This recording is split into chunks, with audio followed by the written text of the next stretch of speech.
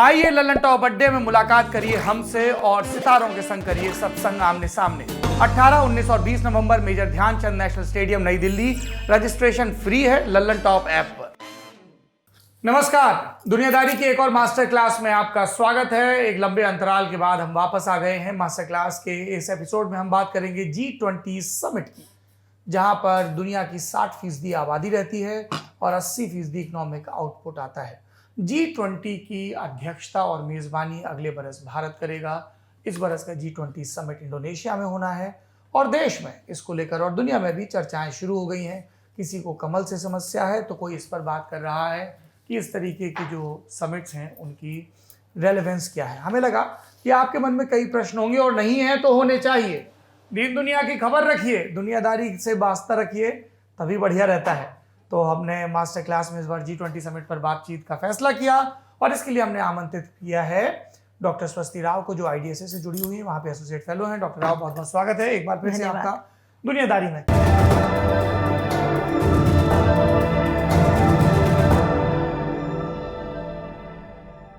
सबसे पहले तो बड़ा बुनियादी सा सवाल, जो दर्शक अंतर्राष्ट्रीय संबंधों में रुचि नहीं रखते हैं उनके लिए, ये है क्या भला G20?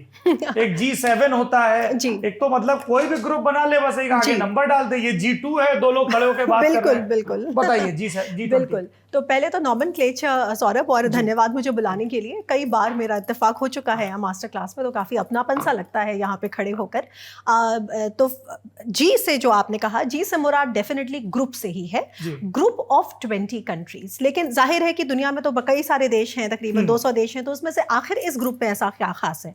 तो बहुत ही क्विकली बताती हूँ कि देखिए, ऑलरेडी दुनिया में जब से सेकेंड वर्ल्ड वॉर ख़त्म हुई उसके बाद से एक ग्रुपिंग जो कुछ दिन बाद जो उभरी, वो थी G7। और काफ़ी हद तक जो दुनिया के इम्पॉर्टेंट इकोनॉमीज जो थे, जो डेवलप्ड इकोनॉमीज थे, उनकी ग्रुपिंग थी, जिसमें आप जो advanced industrialised economies, UK, USA, Japan, Canada, France etcetera. तो उसके बाद लेकिन क्या हुआ, 1990s में आपको याद होगा कि 1990s में एक क्राइसिस आती है, जो पहली एक तरह से बैंकिंग क्राइसिस है, जो 1997 में थाईलैंड से शुरू होती है, जिसको ईस्ट एशियन फाइनेंशियल क्राइसिस कहते हैं। और ईस्ट एशियन फाइनेंशियल क्राइसिस के बाद ये 1999 में जो G7 की समिट हो रही थी कोलोन, वहाँ पर यह तय किया गया कि केवल ग्लोबल फाइनेंशियल आर्किटेक्चर और जो इकोनॉमिक आर्किटेक्चर हैं, इकोनॉमिक पॉलिसीज़ हैं, उनको कोऑर्डिनेट करने के लिए एक और बेहतर ग्रुपिंग बनाने की ज़रूरत है, क्योंकि केवल डेवलप्ड कंट्रीज़ जो हैं वो दुनिया में तमाम फाइनेंशियल क्राइसिस को एवर्ट करने में अक्षम हैं। क्यों? क्योंकि 1997 की जो फाइनेंशियल क्राइसिस थी, गौर रहे कि ये थाईलैंड यानी ईस्ट एशिया से शुरू हुई थी। तो फिर इस पर्टिकुलर रियलिटी को दिमाग में रखते हुए, जो मैंने आपसे कहा कि 1999 में कोलोन में जो G7 का समिट था, वहाँ पे G20 नामक एक ग्रुपिंग का पहली बार वहाँ पे शुरुआत हुई। उस वक्त ये फाइनेंस जो मिनिस्टर्स थे उनकी मीटिंग के तौर पे इसकी शुरुआत करी गई। लेकिन इसके बाद इसका एक जो नया जन्म होता है, जिस फॉर्म में आज हम इसको जानते हैं, वो 2008 की फाइनेंशियल क्राइसिस के बाद हुआ। क्योंकि आप याद करें, 2008 की जो फाइनेंशियल क्राइसिस थी, जो लीमन ब्रदर्स और मेरिल लिंच की जो क्राइसिस थी, बैंकिंग सिस्टम की US से जो शुरू हुई थी, और पूरी दुनिया में हमने उसका एक टम्बल डाउन इफेक्ट देखा था। उसके बाद फिर से G20 को एक एपेक्स लेवल पे, और उस वक्त वाशिंगटन DC में जॉर्ज बुश ने कहा कि इसको अब हम एक एपेक्स लेवल पे, समिट लेवल पे अब हम मिलेंगे पूरी दुनिया के जो G20 के जो नुमाइंदे हैं। और इसमें जैसे मैंने कहा कि जब G20 हम कहते हैं तो इसमें कौन है, इसमें G7 कंट्रीज़ हैं डेफिनेटली, जो एडवांस्ड इकोनॉमीज़ हैं। उसके अलावा 12 डेवलपिंग इकोनॉमीज़ हैं, जिसमें इंडिया, ब्रिक्स कंट्रीज़ एट्सेट्रा हैं, और भी इसमें लैटिन अमेरिकन कंट्रीज़ हैं एट्सेट्रा। और इसके अलावा जो EU यानी यूरोपियन यूनियन, और जब यूरोपियन यूनियन हम कहते हैं तो यूरोपियन यूनियन के 27 देशों के साथ। तो आप समझ सकते हैं कि G20 तो केवल इसका एक ऊपर का रूप है। असल में 7 एक डेवलप्ड, +12 डेवलपिंग और +27 यूरोप के जो इकोनॉमीज़ हैं, इनका सबका एक समूह है जो 2008 के बाद से एक रैपिड एक्शन फोर्स की तरह फाइनेंशियल क्राइसिस को एवर्ट करने में एक अग्रणी भूमिका निभाने की कोशिश करता है। मैं ये नहीं कह रही हूँ कि अग्रणी भूमिका निभाता है, क्योंकि तमाम ऐसे प्रॉब्लम्स हैं जो G20 के सामने हैं, लेकिन एटलीस्ट एक ग्लोबल फाइनेंशियल आर्किटेक्चर, एक तरह का रेगुलेटरी फ्रेमवर्क, बैंकिंग सिस्टम को रेजिलिएंट बनाना, और उसके बाद से स्पेशली कोविड-19 के बाद से इसमें ग्लोबल हेल्थ, इसमें क्लाइमेट गोल्स, सारी चीज़ों का एक तरह से कन्वर्जेंस हमको देखने में मिलता है। तो उस लिहाज से ये काफ़ी इंपॉर्टेंट ग्रुपिंग है जिसमें नॉर्थ यानी फर्स्ट वर्ल्ड और डेवलपिंग कंट्रीज दोनों के ही देश प्रतिनिधित्व करते हैं। डॉक्टर स्वस्ति, जब आप ये बता रही थी जवाब, तो थोड़ा हमने भी रिवाइज कर लिया। हमने कहा कहीं कॉम्पिटिटिव एग्ज़ाम देना और पूछ लिया जाए कि 20 देश कौन से हैं जी, तो मैं उन 20 देशों का नाम पढ़ रहा हूँ ताकि मैं आपसे ये समझ सकूँ कि इन देशों को शामिल करने के पीछे के जियोपॉलिटिकल फैक्टर्स क्या थे। जैसे जब हम अमेरिका का कॉन्टिनेंट देखते हैं, है ना, नॉर्थ और साउथ, तो नॉर्थ में 3 देश नज़र आ रहे हैं, अमेरिका, कनाडा और मैक्सिको। इसमें अमेरिका और कनाडा की तो अर्थव्यवस्था अच्छी है, मैक्सिको का क्या हाल है कि दीवार बनानी पड़ती है। उसके बाद साउथ अमेरिका की बात करें तो दो देश हैं, ब्राज़ील और अर्जेंटीना। अफ्रीका से सिर्फ साउथ अफ्रीका है। एशिया की बात करें अगर, तुर्की को एशिया में गिने कि यूरोप में गिने? तुर्की तो दोनों में ही है। दोनों में है। तो उसके बाद अपना आता है सऊदी अरब, सऊदी अरब के बाद चीन, भारत और इंडोनेशिया, ये देश आते हैं। और ऊपर साउथ कोरिया, ये एक देश आता है ना, और जापान आता है। उसके बाद यूरोप की बात करें तो यूरोप में Italy, France, Germany, European union, रूस और यूके, ये इतने देश आते हैं। तुर्की को हमने इसमें जोड़ दिया, और एक ऑस्ट्रेलिया। ये 20 हैं। तो कौन कौन से फैक्टर्स, 20 हो गए ना? हाँ, हो तो गए जी। तो ये फैक्टर्स क्या क्या रहे? डेवलप को तो सब चाहते हैं ताकि बाइलेटरल ट्रेड एग्रीमेंट हो, बाकी सब चीजें हों, टेक्नोलॉजी मिले किसी ट्रेड के तहत। डेवलपिंग के पीछे क्या सिर्फ इकलौती ये वजह रहती है कि साहब इनका मार्केट बड़ा है तो इनको साथ में ले आओ, क्योंकि इसमें ज्यादातर जो देश दिख रहे हैं वो पॉपुलेशन और कंजम्पशन के हिसाब से, चाहे वो ब्राजील हो, चाहे वो साउथ अफ्रीका हो, चाहे इंडिया हो, तो उस हिसाब से सब डेवलप्ड नेशंस को लगता होगा इनको साथ ले लो ताकि माल खपाया जा सके, बड़ी टेरिटरी है ज्योग्राफिकली, तो इसलिए इनको साथ रखो। ये फैक्टर्स रहते हैं या और भी चीजें रहती हैं? 2 बातें हैं इसमें सौरभ। पहली बात तो डेफिनेटली आपने कहा, जो पहले हमें ये समझना जरूरी है कि G20 अपने आप में कहीं से भी उन सारे देशों का प्रतिनिधित्व नहीं करता है जो उसमें होने चाहिए। जैसे फॉर एग्जाम्पल अगर आप कहते हैं साउथ ईस्ट एशियन कंट्रीज के बारे में, तो आसियान जो समूह है वही 10 कंट्रीज का समूह है, और उसमें से आप केवल इंडोनेशिया का प्रतिनिधित्व देखते हैं। सिंगापुर का क्या है, मलेशिया, थाईलैंड, तमाम ऐसे मुल्क हैं जो उसमें नहीं है। सिमिलरली अगर आप अगर आप यूरोप की बात करें तो बहुत सारे ऐसे कंट्रीज हैं जो डेवलप्ड कंट्रीज हैं, नॉर्डिक कंट्रीज, फिनलैंड है, Sweden, Finland, Norway, specially Norway, क्योंकि नॉर्वे EU का मेंबर नहीं है, तो वो लगातार इसको कहते हैं कि हम मेंबर्स नहीं हैं और हमारा प्रतिनिधित्व कैसे होगा। तो पहली बातों में ये समझनी जरूरी है कि G20 ऐसा नहीं है कि वो अपने आप में एक परफेक्ट ग्रुपिंग है, उसमें भी संशोधन की दरकार है, और उसको और रिप्रेजेंटेटिव बनाने की कोशिशें जो है वो चलती रहती हैं। जैसे कि जो कंट्री प्रेसिडेंसी जिसके पास होती है G20 की, वो उसके पास एक एजेंडा होता है ये तय करने का कि वो किस गेस्ट को बुलाएगा। तो जैसे हम जब अब अगली बार जब भारत बनेगा 1 दिसंबर 2022 में जब हम लेंगे प्रेसिडेंसी को, तो हमने जैसे फॉर एग्जाम्पल साउथ एशिया से हमने बांग्लादेश को बुलाया है, और हमने और भी बुलाए हैं, लेकिन साउथ एशिया से हमने बांग्लादेश, और बांग्लादेश एकमात्र ऐसा साउथ एशियन कंट्री है जो भारत के अलावा आएगा। एनीवे, ये हो गई पहली चीज। दूसरी कि ये अपने आप में परफेक्ट ग्रुपिंग नहीं है, तमाम ऐसे देश हैं जो होने चाहिए थे लेकिन नहीं है, जैसे UAE नहीं है, कतर नहीं है, ये भी इंपॉर्टेंट इकोनॉमीज हैं। अब लेकिन दूसरी बात जो आप मुझसे कह रहे थे कि आफ्टर ऑल ये डेवलप्ड और डेवलपिंग इकोनॉमीज को साथ लाने की जरूरत क्यों पड़ी? देखिए, जो नेचर था फाइनेंशियल ग्लोबल क्राइसिस का, वो ऐसा था कि उससे ये रियलाइज किया गया कि केवल ये 7 इंडस्ट्रियलाइज्ड कंट्रीज इसको अवॉइड करने में अक्षम है, और जब तक हम एक ऐसा प्लेटफॉर्म नहीं बनाएंगे जहां पे कोऑर्डिनेशन एक बेहतर तरीके से हो सके, क्योंकि आप इस बात को ध्यान रखें कि G20 का जो प्रादुर्भाव है, यानी G20 का जो आना है, मतलब जो क्या कहेंगे उसको, मतलब जो जन्म है, उसके पीछे का जो बेसिक थ्रस्ट है वो ग्लोबल फाइनेंशियल क्राइसिस को अवॉइड करने के लिए है। हाँ, तो वहाँ का एक फाइनेंशियल, अब आप देखिए आज के कॉन्टेक्स्ट में जब हम बात करते हैं तो उसमें क्लाइमेट चेंज भी जुड़ गया है, उसमें ग्लोबल हंगर, ग्लोबल पॉवर्टी और IMF को ज़्यादा इक्विटेबल बनाना, ये सब कुछ जुड़ गया है। लेकिन देखिए ये तो आप 2008 से लेकर 2022 के सफ़र को बता रहे हैं, जब इसका जो बेसिक, इसका जो रैशनल है इसकी एग्जिस्टेंस का, वो एक ग्लोबल फाइनेंशियल आर्किटेक्चर को लागू करना है, बैंकिंग रिफॉर्म्स ऐसे करने हैं जिससे बैंक्स को हम रेजिलिएंट बनाएं। क्योंकि आप याद करें कि जितनी ये क्राइसिस हैं असल में कहीं ना कहीं ये बैंक्स के जो रिस्क टेकिंग कैपेसिटीज और उसको लेकर जो परसेप्शन में प्रॉब्लम थी और उससे जो दुनिया में तमाम क्राइसिस उपजी थी उसको था। तो इस वजह से इसके कोर में आप समझें कि जो फाइनेंस ट्रैक्स हैं वो इसके कोर में है और बाकी सब इसके ऊपर है। तो आगे हम शायद इसके बारे में बात करें। ये बताइए कि अब जब भी दुनिया के 4-6 नेता कहीं जुटते हैं तो सबसे पहले बात होती है कि रूस यूक्रेन युद्ध पर क्या बात होगी। जी जी। क्या वो नपे तुले शब्दों में सिर्फ बयान दे दिए जाएंगे या कुछ और भी होगा? क्योंकि एक प्रेशर ग्रुप तो काम करता ही है। G7 में रूस नहीं है, G20 में रूस भी है,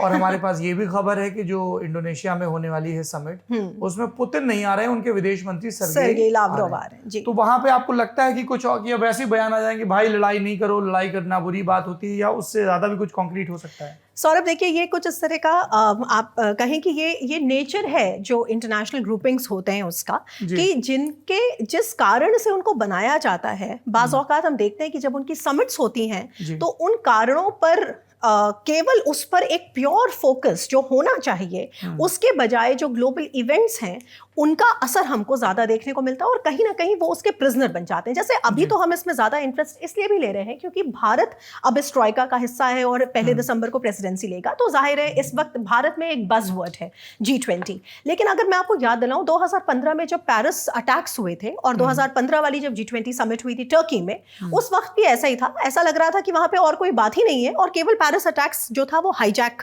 कर चुका था। तो ग्लोबल इवेंट्स जिस तरह से G20 के एजेंडाज को हाईजैक कर लेते हैं, ये कोई पहली बार नहीं हो रहा है। लेकिन एक तरफ ये भी समझना जरूरी है कि ये जो रूस और यूक्रेन का युद्ध है, जिस तरह से ये चल रहा है और जितना आगे लंबा चलने की संभावना है, तो उससे फॉल्ट लाइंस जो है वो जाहिर है बहुत डीप है। और मैं आपको एक और बात यहाँ बताऊं कि G20 के देखिए जो मीटिंग्स होती हैं, कोई ऐसी एक मीटिंग नहीं है जो बाली में हो रही है, ये लीडर्स की मीटिंग है, यानी कि ये जो एपेक्स लेवल की मीटिंग है। पूरे एक साल तक जिस देश के पास इसकी कमान होती है वो तमाम इवेंट्स को ऑर्गेनाइज करता है, कॉन्फ्रेंसेस को ऑर्गेनाइज करता है, फाइनेंस मिनिस्टर्स की मीटिंग को, फॉरेन मिनिस्टर्स की मीटिंग को ऑर्गेनाइज करता है। तो इसी तरह की जो तमाम मीटिंग्स इंडोनेशिया ने पहले भी करी हैं ऑर्गेनाइज, वहाँ पे लगातार हमने देखा है कि वेस्ट के जो लीडर्स हैं उनका वॉकआउट रहा है कि रशिया को नहीं आने देना चाहिए और यूक्रेन को शामिल करना चाहिए। तो ये फॉल्ट लाइंस हमको डेफिनेटली बाली में भी देखने को मिलेंगी, क्योंकि ज़ेलेंस्की ने कंफर्म किया है कि वो आएंगे। मेरा ख्याल है ऑनलाइन ही शायद आ पाएंगे, लेकिन आएंगे। और इसके बाद जब भारत इसकी अध्यक्षता करेगा, तो फिर वो जो एक साल का वक्फा है, जब हम तकरीबन 200 इवेंट्स करेंगे G20 से संबंधित, तो ये रशिया और यूक्रेन का मसला डेफिनेटली आता रहेगा और इस पे नॉर्थ और साउथ के बीच की फॉल्ट लाइन भी आती रहेगी। और उस वक्त भारत से ये डेफिनेटली एक्सपेक्टेड होगा कि भारत उसमें एक तरीके की कोहेजन की भूमिका निभाए। एक बात बताइए डॉक्टर स्वस्ति कि जब हम देखते हैं, एक टर्म कई विद्वानों ने यूज किया कि जमाना तो अब G0 का है, सब 1-on-1 अपने हिसाब से चीजें तय कर रहे हैं, कोई वेट नहीं करता कि साहब UN में क्या हो रहा है, G7 में क्या हो रहा है, और इसमें जो अपना यहाँ पे क्वाड बन रहा है उसमें क्या, और सबको 1-on-1 जरूरत हुई तो किसी एक को इन्वॉल्व कर लिया। तो रेलेवेंस क्या बचा है? जब 99 में एशिया में इकोनॉमिक क्राइसिस हुई थी, तब सारे वित्त मंत्री और बैंकर सब जुट गए, बना लिया। 10 साल बाद उन्होंने राष्ट्राध्यक्षों को भी शामिल कर लिया। लेकिन अब इसके पास मसल पावर तो है नहीं नाटो की तरह, कोई बार्गेनिंग कैपेसिटी बहुत होगी साहब, फाइनेंशियली बहुत हैवी बजट है जी, तो मेक और ब्रेक हो सकता है, वो भी नहीं है। तो क्या इसका महत्व क्या बचा है? देखिए इसके महत्व को यूं ही समझना, एक बहुत आसान तरीके से हम इसको समझ सकते हैं, क्योंकि ये बड़ा विमर्श है कि असल में नेशनल इंटरेस्ट पहले आता है या कलेक्टिव इंटरेस्ट पहले आता है। आई थिंक आप उसी द्वंद्व की बात कर रहे हैं। तो ये बड़ा विमर्श है, लेकिन अगर मैं बिल्कुल आसान भाषा में इसको समझाऊं तो देखिए ये ऐसा है कि इस वक्त जिस तरह के ग्लोबल कॉमन से हम जूझ रहे हैं, ग्लोबल कॉमन्स मतलब जो एक ऐसे प्रॉब्लम प्रॉब्लम्स हैं जो पूरी ह्यूमैनिटी मात्र को प्रभावित करते हैं, न कि किसी पर्टिकुलर रेस को या देश को। तो इस तरह के जो ग्लोबल कॉमन्स हैं, अगर आप रशिया यूक्रेन वॉर की ही बात उठाएं तो उसके वजह से जो स्काई रॉकेटिंग प्राइसेस हैं क्रूड ऑयल की, या उसकी वजह से जो फूड क्राइसिस है, ऐसा नहीं है वो केवल रूस और यूक्रेन को प्रभावित कर रहे हैं। वहां से निकलने वाली जो फूड क्राइसिस की मतलब जो असर है वो हमको मिडिल ईस्ट, नॉर्थ अफ्रीका, इन कंट्रीज को देखने में मिलता है। सिमिलरली जो क्रूड ऑयल की प्राइसेस हैं उनका असर हमको पूरी दुनिया में देखने को मिलता है। जो जियोपॉलिटिकल कॉनंड्रम है वो ऐसा नहीं है कि उसको एक देश जो है वो सॉल्व कर सके। तो सिंपल भाषा में हम ये कह सकते हैं कि ये समझ कोविड-19 ने और भी ज़्यादा फोकस में ला दी है कि ऐसा बहुत सारी प्रॉब्लम्स हैं, क्लाइमेट हो गया, पैंडेमिक्स हो गया, इस तरह के वॉर से निकले हुए जो तमाम रिपरकशंस हैं उनको आपको अगर सॉल्व करना है तो उसके लिए कलेक्टिव और कोऑर्डिनेटेड एक्शन चाहिए, वरना आपकी स्ट्रेटेजिक ऑटोनॉमी या आपका केवल नेशनल इंटरेस्ट को सामने रखने से बात नहीं बनेगी। तो ये अवेयरनेस जो है इसको कहीं ना कहीं G20 एक तरीके से मैं कहूँगी कि डेफिनेटली पर्सोनिफाई करता है। और अगर आप देखें जो लोगो है G20 का भी, वन वर्ल्ड और वन अर्थ वन फ्यूचर, वो भी बेसिकली इस कॉमन बात को इंगित कर रहा है कि इन प्रॉब्लम्स को कोई एक देश अकेला नहीं सॉल्व कर सकता, कोऑर्डिनेटेड एक्शन चाहिए। ये बताइए, भारत के लिए ये जो अध्यक्षता इसके पास आ रही है, तो एक तो हम वर्ल्ड थिएटर पर अपने आप को प्रोजेक्ट कर रहे हैं जी, और हमने लगातार देखा भी है कि फ्रांस के राष्ट्रपति भी कुछ बोलते हैं तो भारत के प्रधानमंत्री का जिक्र करते हैं। और अब हम किसी आइडियलिज्म के शिकार नहीं है, प्रैग्मेटिज्म अपना लिया है कि भाई हम अपना हित देखेंगे। तो यूक्रेन में निर्दोष नागरिक ना मारे जाएं, हमें इसकी भी चिंता है, लेकिन हमें भारत के सामरिक और ईंधन के हितों की भी चिंता है। तो हम यूएस या यूरोप की तरह स्टैंड नहीं ले सकते, क्योंकि वो भी अपनी सहूलियत के हिसाब से स्टैंड लेते हैं जी। तो लोगों ने कहा है कि 2019 के बाद से एक बड़ा शिफ्ट दिख रहा है जी। एस जयशंकर के आने के बाद से एक कंसिस्टेंसी भी दिख रही है।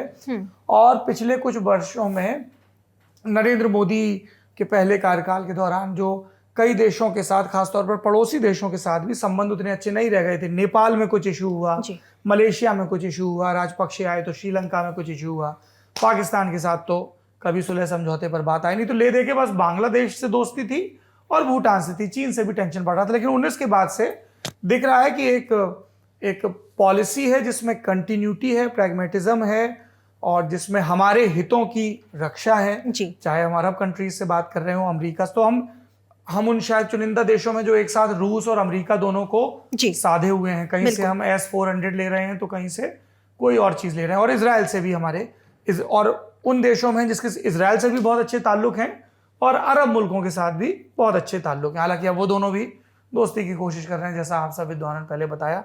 तो इन सब के बीच भारत के पास G20 की मेजबानी आ रही है और मौजूदा जो सरकार है उसने उसको एक सफल और भव्य इवेंट जिसके साथ आम नागरिक भी जुड़ाव महसूस करें जितना कर पाए उसको करने में भी कोई कोर कसर नहीं छोड़ा। इसलिए प्रधानमंत्री लोगो रिलीज कर रहे हैं, वेबसाइट कर रहे हैं, विपक्षी कह रहे हैं कि ये इवेंट मास्टर है और समर्थक कह रहे हैं कि हम देश में दुनिया में कुछ भी हो रहा है उसके साथ नागरिकों को जोड़ रहे हैं। तो दोनों तरफ की दलीलें हैं। पर इंटरनेशनल रिलेशंस के पॉइंट ऑफ व्यू से जो तात्कालिकता की मारी नहीं होती है हमेशा, क्या मायने हैं कि भारत G20 की मेजबानी कर रहा है, भारत क्या एजेंडा सेट करने की सोच रहा है, कौन सी चीजें हैं जिन पर फोकस रहेगा? अब इसमें कई सारे सवाल आपने मेरे से एक साथ पूछे हैं, तो थोड़ा सा मैं इसको स्टेप बाय स्टेप बताने की कोशिश करूंगी। देखिए, पहली चीज तो ये है कि जिसको आपने कहा कि देखिए ये जो डिप्लोमेटिक एंगेजमेंट है ना मल्टीलैटरलिज्म को लेकर, क्या है G20 क्या है? ये मल्टीलैटरल, ये मैं मल्टीलैटरलिज्म का हिंदी मुझे इस वक्त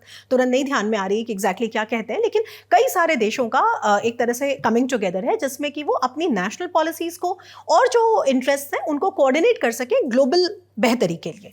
तो ऐसे में हमेशा कुछ ना कुछ ऊपर या नीचे होते रहेंगे, डाइवर्जेंसेस होते रहेंगे।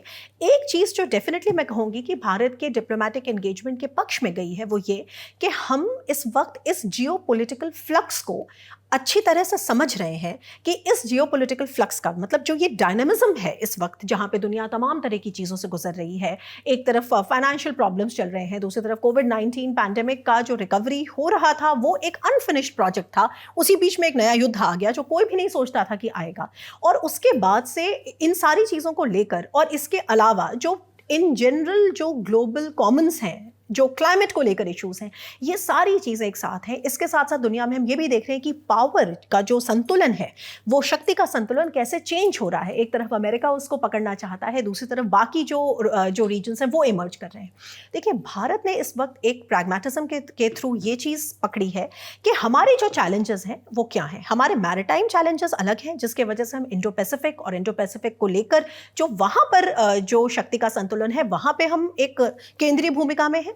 और उसके साथ साथ जो हमारे कॉन्टिनेंटल चैलेंजेस हैं, इसका मतलब जहाँ पे हमें रूस से, जहाँ पे हमें ईरान से, जहाँ पे हमें सेंट्रल एशिया से हमें एंगेज करना है, वहाँ पर भी हम अपने आप को एक केंद्रीय भूमिका में बनाए हुए हैं। और जाहिर सी बात है, जब हम इतने सारे डाइवर्सिफाइड एंगेजमेंट्स की बात करते हैं तो हमारी फॉरेन पॉलिसी या हमारी जो डिप्लोमेसी है वो काफ़ी स्मार्ट होनी चाहिए। तो यहाँ पे अब कॉन्सेप्ट जो है वो एक हार्ड पावर या सॉफ्ट पावर का ही नहीं, बल्कि एक स्मार्ट पावर का है, जिसको ये पता हो कि इस पर्टिकुलर कॉन्टेक्स्ट में हमसे एक्चुअली उम्मीद क्या की जा रही है और एक हम प्रोएक्टिव तरीके से वहाँ एंगेज करें। ये तो एक चीज़ हो गई। अब आपने कहा एजेंडा, देखिए इसको भी थोड़ा समझते हैं, क्योंकि अगर हम इसको थोड़ा समझेंगे नहीं तो ये ऐसा लगेगा कि बस ये बहुत अच्छा, it is a conglomerate of very good sounding phrases, है ना, कि सब अच्छा हो और दुनिया में वसुधैव कुटुंबकम रहे, एटसेट्रा।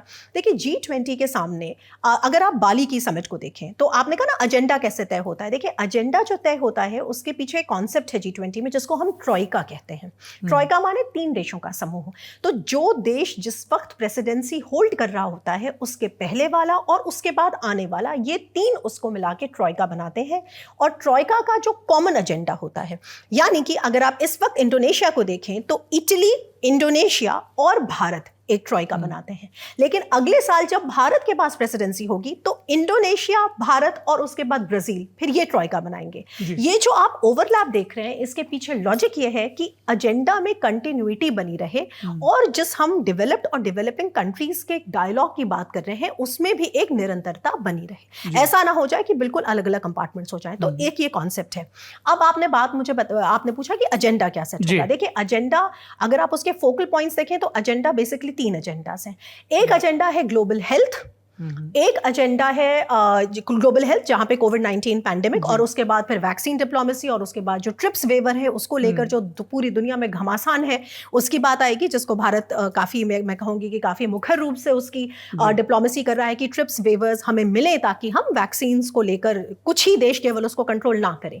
एक तो ये आएगा। दूसरा आएगा definitely climate change, climate goals. क्योंकि देखिए सौरभ, अभी जो G20 हो रही है उसके साथ ही इजिप्ट में COP27 हो रहा है। COP27 जो है वो यूनाइटेड नेशंस की कॉन्फ्रेंस है जहां पे तकरीबन 100 देश जो है वो दुनिया के जुटेंगे और क्लाइमेट गोल्स के बारे में बात करेंगे। क्लाइमेट गोल्स का मतलब वो भी अपने आप में एक डिटेल है जिसमें एनर्जी ट्रांजिशन, नॉन रिन्यूएबल से रिन्यूएबल्स, फॉसिल फ्यूल्स को कम करना, उसको लेकर जो डेवलप्ड और डेवलपिंग देशों के बीच में घमासान है कि 1.5 जो डिग्री सेंटीग्रेड है उसका जो गोल है वो डेवलप्ड वर्ल्ड कहता है कि हम उसे पूरा करेंगे, डेवलपिंग वर्ल्ड कहता है कि हम नहीं कर सकते क्योंकि हमारी इकोनॉमीज इतनी सक्षम नहीं है। तो ये हो गया क्लाइमेट। पहला मैंने आपको बताया ग्लोबल हेल्थ, दूसरा मैंने आपको बताया क्लाइमेट चेंज जिसमें ट्रांजिशन जो है इंक्लूडेड है, फाइनेंसिंग इंक्लूडेड है, और तीसरा जो है वो है डिजिटल इकोनॉमी, यानी जो डिजिटल पब्लिक गुड्स हैं।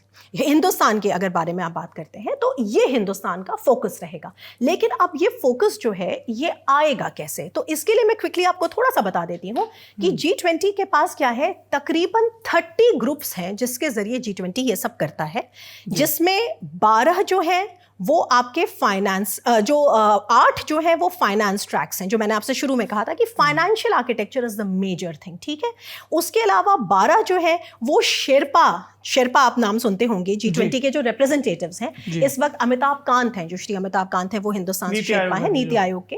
तो वो जो तमाम इससे related development, hunger, poverty, climate, environment, इनसे रिलेटेड जो वर्किंग ग्रुप्स को कोऑर्डिनेट करते हैं वो ये है। और इनके अलावा 10 एंगेजमेंट ग्रुप्स हैं, people's group, civil society groups, women's groups, youth से रिलेटेड जो ग्रुप्स हैं, इन सारे, तो आप इसको समझ सकते हैं कि G20 का जो एजेंडा है ये इसके कोर में फाइनेंस है, इसके ऊपर शेरपास द्वारा कोऑर्डिनेटेड जो वर्किंग ग्रुप्स हैं वो हैं, और उसके बाद इसके ताकि जितने P2P, B2B और G2G के जितने परमुटेशन कॉम्बिनेशन संभव हैं उन सब में एक कोऑर्डिनेटेड एक्शन निकल कर आ पाए।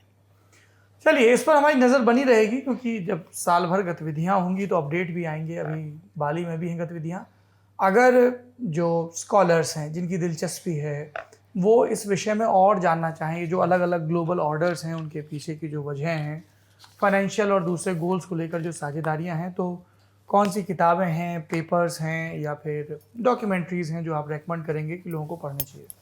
देखिए बहुत सारी किताबें हैं सौरभ, एटलीस्ट क्योंकि जब जब ये हम लोग देखें G20 के बारे में नहीं, हम बेसिकली ग्लोबल गवर्नेंस के बारे में कुछ बात करना चाह रहे हैं। तो तमाम किताबें हैं। एक जो भी इस विषय से थोड़ी जानकारी रखते हैं उनको मालूम होगा कि जो स्वर्ड्स इनटू प्लाउशेयर्स करके एक किताब है आइनस एल क्लॉट की, वो बड़ी मतलब क्लासिक किताब है और ये एक एवरग्रीन किताब है जो इस बात को बहुत अच्छी तरह समझाती है कि इंटरनेशनल ऑर्गेनाइजेशंस और ग्लोबल गवर्नेंस में जो नेशनल इंटरेस्ट है उनका जो ये द्वंद्व है ये किस तरह से होता है, तो मैं उसको डेफिनेटली कहूँगी। इसके अलावा कुछ किताबें हैं जैसे पर्टिकुलरली जो ये यूनिवर्सिटी ऑफ वाशिंगटन है, यूनिवर्सिटी ऑफ वाशिंगटन में Henry Jackson school of international studies का बाकायदा एक सेंटर है जिसको नॉर्थ साउथ डायलॉग कहते हैं और वहाँ पे बहुत बढ़िया पॉडकास्ट की आपको पूरी एक लिस्ट मिलेगी, तमाम लेक्चर्स मिलेंगे, तमाम लेख मिलेंगे, हाँ उस वेबसाइट पे। और इसको मैं इसलिए भी यहाँ पे रेकमेंड कर रही हूँ क्योंकि it is just a click away, ये कोई भी जाके वहाँ पे क्लिक करके इसको पता ये हम डिस्क्रिप्शन में आपको डिटेल्स भी देंगे इन किताबों के, इन वेबसाइट्स के, इन पॉडकास्ट लिंक के। जी। और इसके अलावा एक और बहुत अच्छी किताब है बेसिक अंडरस्टैंडिंग। वैसे तो आपको इस पॉडकास्ट में जाएंगे तो आपको एक पूरी लिस्ट मिल जाएगी तमाम चीज़ों की, पर एक जहाँ तक क्लासिक चीज़ों की, एक मैंने आपको क्लॉड की किताब के बारे में बताया, सिमिलरली ऐसी एक केनेथ ओए का भी कुछ आर्टिकल्स हैं जो बताते हैं कि जो दुनिया में एनार्की है उसके बावजूद कोऑपरेशन कैसे हम बढ़ा सकते हैं। तो कोऑपरेशन अंडर एनार्की, इस तरह से करके आप अगर ढूंढेंगे तो आपको मिल जाएगा। लेकिन मैं रेकमेंड ये करूंगी कि कुछ बेसिक किताबों के अलावा जो लेटेस्ट पॉडकास्ट हैं आप उनको ज़रूर देखें। आप G20 की, IMF की, और अच्छा एक चीज़ और, अभी जो G20 की समिट हो रही है उसके तकरीबन एक महीने पहले IMF और वर्ल्ड बैंक के भी एनुअल समिट्स हुए हैं और उनका भी जो एजेंडा है वो G20 के एजेंडा से काफ़ी सिमिलर है, स्पेशली जब क्लाइमेट फाइनेंसिंग और जो मल्टीलैटरल डेवलपमेंट बैंक्स वगैरह जो हैं उनको लेकर जो उनके एजेंडा सेटिंग पर आता है। तो कहने का मतलब यह है कि आप इनकी वेबसाइट्स को जाके पढ़ें, उनकी रिपोर्ट्स को जाके पढ़ें, तो आपको बहुत सारी ऐसी चीज़ें हैं जो समझ में आएंगी जो शायद आपको सेकेंडरी लिटरेचर ना बताए। तो ये मेरा आपसे ज़रूर कहना है कि आप इस जो फर्स्ट हैंड जो डेटा है उसको जरूर जाके देखें। थैंक यू डॉक्टर स्वस्ति राव। G20 के बारे में अगर आपके कोई सवाल हो कमेंट बॉक्स में जरूर लिखिए। वैसे तो मैडम ने इतनी चीजें बता दी कि उनको पढ़ लोगे तो हमको पूरा भरोसा है कि उत्सुकता और बढ़ जाएगी। मास्टर क्लास का सिलसिला चलता रहेगा। शुक्रिया। जिनको रील में देखा उनको रियल में देखो और फिर खूब सारे फूल पत्ते फेंको। ये मीटर बनाने के लिए था, पर कुल मिला के बात यह है कि गुरु आने वाली है मौज बहुत। तमाम लल्लन टॉप हस्तियां आ रही लल्लन टॉप अड्डे में, आप भी हंसते खिलखिलाते चले आइए, उनके हिस्से की बातें सुनिए, अपने हिस्से के सब सवाल पूछिए और हम लल्लन टॉप वालों से मिलने का तो मौका है। वो जो चाय की पत्ती के साथ मग फ्री मिलता है ना, बस ऐसी ही मोहब्बत आपके लिए फ्री है हमारी, और फ्री है एंट्री। लेकिन डाउनलोड करनी होगी लल्लन टॉप ऐप, फटाक से रजिस्ट्रेशन करिए और फुर्ती में चले आइए 18, 19, 20 नवंबर को मेजर ध्यानचंद नेशनल स्टेडियम नई दिल्ली में।